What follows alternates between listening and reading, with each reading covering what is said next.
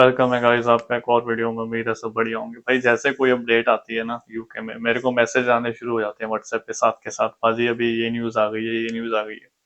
White paper का आपको पता है पीछे चल रहा था, अभी 6 महीने हो चुके हैं ऑलमोस्ट जो वाइट पेपर की न्यूज़ आई थी। और मैं आपको पहले से ही बता रखा हूँ कि प्रपोजल आ रखे हैं और अभी आईएलआर का सीन चल रहा है। ये लोग जो यहाँ की अभी नई होम सेक्रेटरी बनी है शबाना महमूद, तो उसका तो भाई पूछो मत। जब से वो होम सेक्रेटरी बनी है वो तो काफी कुछ कर रही है।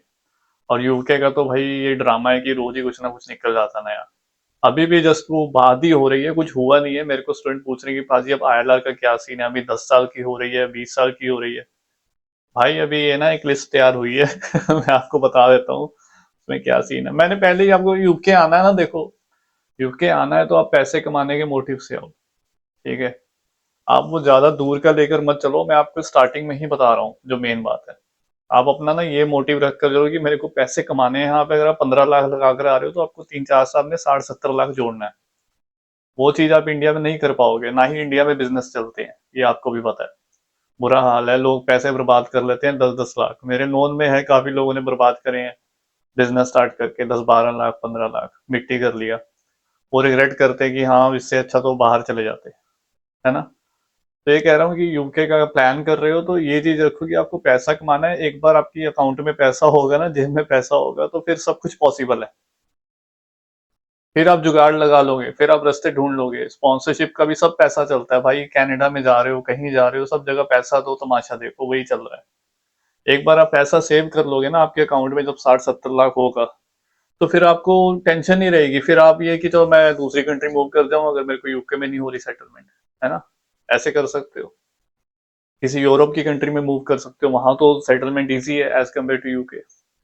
और अभी मैं यूके का भी आपको बताऊंगा ये भी क्या सीन हुआ है। वीडियो स्टार्ट करने से पहले हर बार की तरह एप्लीकेशन अगर आप करना चाहते हो मिड इनटेक का, मैं रिकमेंड करूंगा जनवरी वाला पंगा मत लो, कोई फायदा नहीं है। मेरे स्टूडेंट हैं, उनके जनवरी के अभी ऑफर लेटर निकले हैं, बट मैं उनको पर्सनली रिकमेंड नहीं करता अभी, है ना। कि आप अभी फंड डाल रहे हो, अभी 1 महीना वेट करना पड़ेगा। देखो अगर तो आपके फंड रेडी हैं, ठीक है, फंड आपके 28 दिन पुराने, अगर आपने या तो लोन करवाना है एजुकेशन लोन, फिर आपका हो सकता है, क्योंकि फिर आपका हो जाएगा। अदरवाइज आप सोचो कि मैं दिसंबर में फंड डालूंगा, जनवरी में वीजा फाइल होगा, तो भाई थोड़ा डिले हो जाएगा, ठीक है।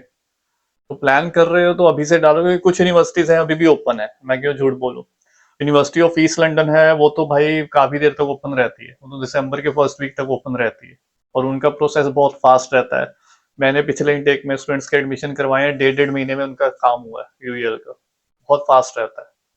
लोन करवाते हो एजुकेशन लोन, फिर तो सिर्फ आपको फीस भरनी है, सैंक्शन लेटर दिखाना है, they will issue cash, visa भी आ जाता है। फिर 28 दिन वाला पंगा खत्म हो जाता है, वो टाइम बचता है उसमें फिर। तो कुछ यूनिवर्सिटी है अभी भी ओपन है, बाकी मिड इनटेक तो चल रहे हैं। मिड इनटेक रिकमेंड करूंगा आपको। मार्च इनटेक है, आगे अप्रैल है, मई है, तो काफी सारे इनटेक है। और स्टूडेंट मेरे को पूछते हैं, अभी भी पूछते हैं बाजी यूके का फिर पीआर का क्या सीन है। भाई यहाँ तो सबको टेंशन हो रखी है। देखो मैं तो पर्सनली मैं बताऊं आपको, मैं ना ये समझता हूँ कि पीआर लेकर आप 1 मिनट क्या हो जाएगा। जो यूके में है अभी इस टाइम पे, जिनको स्पॉन्सरशिप मिल गई, आपके पास वीजे हैं ना, 3-3 साल 5-5 साल का वीजा है अभी आपके पास, तो पीआर लेके क्या हो जाएगा। वो भी तो आपका भाई स्पॉन्सरशिप जो आपको मिली है वो भी पीआर की तरह ही है, आप एक किस्म के यहाँ के रेजिडेंट ही हो, ठीक है। बस ट्राई ये करना कि पब्लिक फंड मत यूज करना, कोई बेनिफिट मत ले लेना गवर्नमेंट से, कोई क्राइम मत कर देना, आपका क्रिमिनल रिकॉर्ड ना हो जाए। जो जो यहाँ पे अभी स्पॉन्सरशिप लेकर बैठे हैं यूके में, उनकी बात कर रहा हूँ। कि आप ड्राइविंग कर रहे हो, कुछ ऐसी लड़ाई झगड़ा किसी कुछ हो गया, तो ऐसा काम आपका पुलिस में आना ही नहीं चाहिए।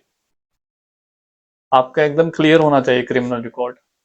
और आपकी जो सैलरी है वो तो ऑब्वियस है, 12.5 से ऊपर ही होगी। आप टैक्स भरते हो, आपकी कोई लाइबिलिटी नहीं होगी, है ना।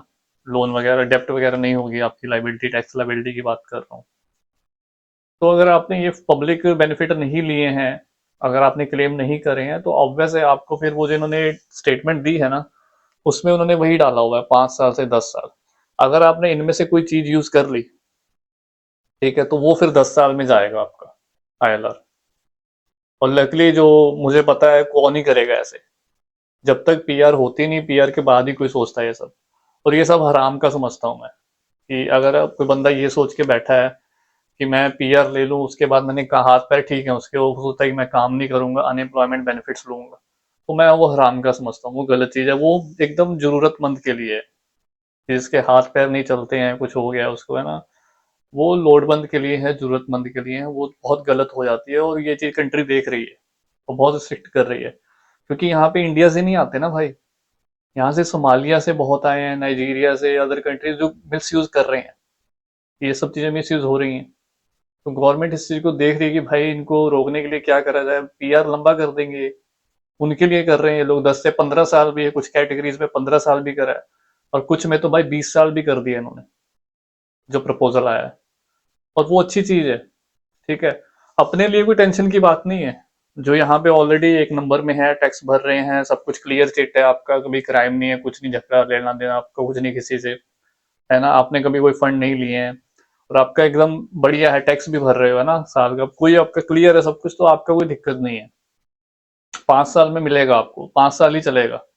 और ये चीज उनके लिए हो रही है जिन्होंने ओवर स्टे कर ली, जो आके यहाँ पे इलीगल हो गए, फिर उनका 20 साल का, तो ये काफी ऐसे कैटेगरी बनाई गई है। कुछ कैटेगरीज में तो भाई जिनकी सैलरी अच्छी है, सपोज करो कोई वॉलंटियर एज अ वॉलंटियर, आप एनजीओ में काम कर रहे हो, है ना, वहां पे आप कर रहे हो, तो वहां तो 3-3 साल में ये लोग दे रहे हैं, ने लिखा है कि वहां पे तो हम जल्दी देंगे।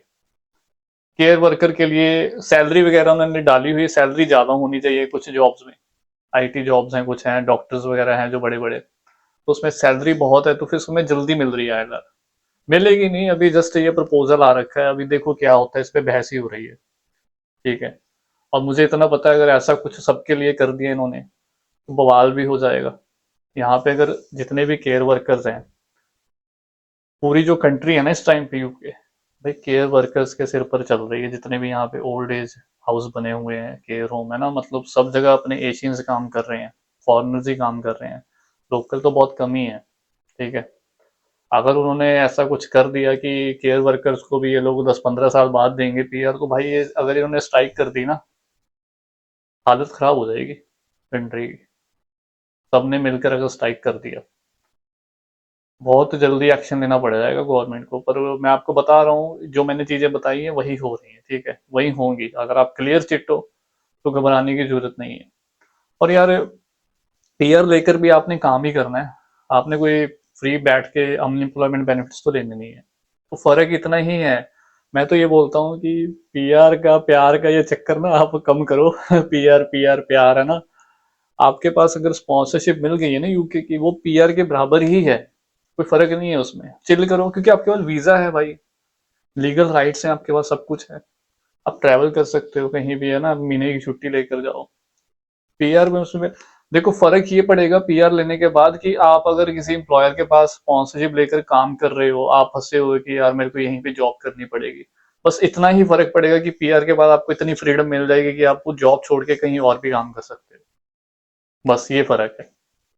Otherwise you are happy with your job, because मेरे नोन में है जो, they are happy with their work, जो स्पॉन्सरशिप लेकर बैठे हैं, इवन कि उनके एम्प्लॉयर अच्छे हैं, इवन की फ्रेंचाइजीज रेस्टोरेंट केयर वर्कर्स भी जो कर रहे हैं, वो जो स्पॉन्सरशिप लेकर बैठे हैं, वीजे मिले उनको 5-5 साल के, 3-3 साल के ना, तो वो अपने एम्प्लॉयर से खुश है। उनको ऐसा नहीं कि उनको पीआर लेके जॉब चेंज ही करनी है, उनको वहीं पे काम करना है, क्योंकि उनका अच्छा चल रहा है, बहुत अच्छी उनकी ग्रोथ भी है, जॉब भी अच्छी है, उनको पैसे भी अच्छे मिल रहे हैं, रिलेशन भी अच्छा है एम्प्लॉयर के साथ, तो उनके लिए तो वो पीआर ही है, समझ रहे हो। अगर आपको मिली है, पीआर का टेंशन उनके लिए है कि जहाँ पे वो फंसे हुए हैं, मजबूरी में काम कर रहे हैं, ठीक है, स्पॉन्सरशिप ले ली है, बट वहां काम वो करना नहीं चाहते, वो बस टाइम पास कर रहे हैं कि कैसे निकले 5 साल आयलर लगाए, उनको लिए वो चीज उनको प्रॉब्लम कर रही है, क्योंकि उनको फिर 10 साल वहां पे फंसना पड़ेगा, कुछ हो जाता है तो, समझ रहे हो।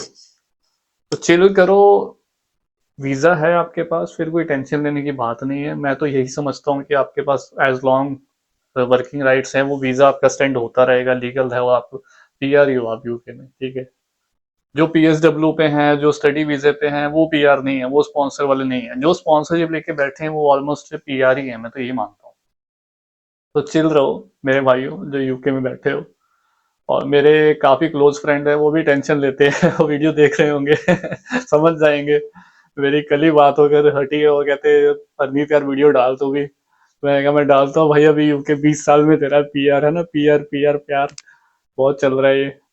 और मैंने पहले भी आपको बताया था कि प्रपोजल आ रखे हैं, ये कर रहे हैं, बट मेन थिंग ये है, आप अपना मोटिव क्लियर रखो, जो मैं स्टार्टिंग में बात कर चुका हूँ कि पैसा कमाना ही मेन, स्टूडेंट तो इसीलिए ही आ रहे हैं, है ना, अभी भी आ रहे हैं। 18 मंथ का होने के बावजूद भी स्टूडेंट इंटरेस्टेड है यूके में। क्यों आ रहे हैं? उनको पता है कि भाई 10-15 लाख इंडिया में इन्वेस्ट करके कुछ नहीं बनेगा, यहाँ पे एटलीस्ट आप प्लेसमेंट लेकर आओगे तो वो 4-5 साल तो आपके कहीं नहीं गए ना, आप कुछ ना कुछ कर ही लोगे, इतने सेव कर लोगे कि यहाँ पे स्पॉन्सरशिप के लिए ट्राई करोगे। ठीक है, अगर इधर नहीं कुछ बना आपका तो आप कहीं और भी शिफ्ट कर सकते हो। ट्रैवल हिस्ट्री तो बना लोगे ना 4 साल में, आप ऐसा थोड़ी है कि 4 साल आप यूके में ही बैठे रहोगे, कहीं जाओगे नहीं। वेकेशंस में आप यूरोप चले गए, इधर चले गए ना, ट्रैवल हिस्ट्री बन जाएगी आपकी। तो ये सब है, वीडियो लंबी हो जाएगी, मैं वीडियो एंड करता हूँ। इसमें पर्सनली मेरे साथ डिस्कस करना है कुछ तो आप कर लेना। तो मैंने आपको बता दिया ये जो चेंजेस, अभी देखते हैं कब होता है ये एप्लीकेबल, है ना। तो ये अपडेट आ रखी थी तो मैंने इसलिए बता दिया आपको। और भाई घबराओ मत, टेंशन मत लो, चिल करो। और जो यहाँ यूके में भी स्टूडेंट है, स्टूडेंट तो नहीं है, जो स्पॉन्सरशिप लेकर बैठे हैं, तो आप रिलैक्स रहो। अगर आपकी जॉब अच्छी चल रही है, सैलरी आ रही है, तो आप क्या दिमाग में डाल के बैठे हो कि ये पीआर पीआर, पता नहीं, मुझे तो यही नहीं समझ आ रहा। आपको स्पॉन्सरशिप मिला हुआ है, अच्छा खासा आप 5 डेज काम कर रहे हो, फैमिली के साथ चिल करो, रिलैक्स रहो। कोई बात नहीं, अगर 5 से 8 साल भी हुआ तो क्या, वीजा तो आपके पास है ना, वीजा तो रिन्यू हो ही जाएगा ऑटोमेटिक। टेंशन तो नहीं है ना आपको। टेंशन उनको है जिनको स्पॉन्सरशिप नहीं मिल रही, जो स्टूडेंट आ रहे हैं, टेंशन उनको होनी चाहिए। ठीक है, स्पॉन्सरशिप कैसे देखनी है, स्पॉन्सरशिप वाला टेंशन ले, मैं नहीं समझता ये अच्छी बात है। ठीक है, अपना ध्यान रखें, टेक केयर, बाय।